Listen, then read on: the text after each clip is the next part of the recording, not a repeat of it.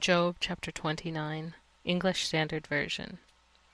And Job again took up his discourse and said, Oh, that I were as in the months of old, as in the days when God watched over me, when his lamp shone upon my head, and by his light I walked through darkness, as I was in my prime, when the friendship of God was upon my tent, when the Almighty was yet with me, when my children were all around me, when my steps were washed with butter, and the rock poured out for me streams of oil.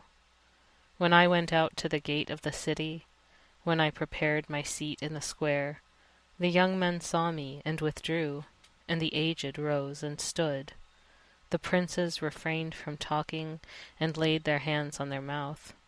The voice of the nobles was hushed, and their tongue stuck to the roof of their mouth.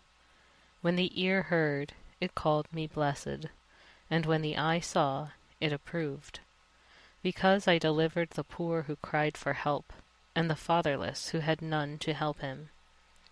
The blessing of him who was about to perish came upon me, and I caused the widow's heart to sing for joy. I put on righteousness, and it clothed me. My justice was like a robe and a turban. I was eyes to the blind and feet to the lame. I was a father to the needy, and I searched out the cause of him whom I did not know. I broke the fangs of the unrighteous, and made him drop his prey from his teeth.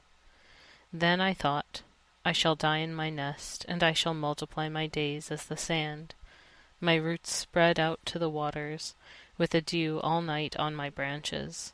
My glory fresh with me, and my bow ever new in my hand.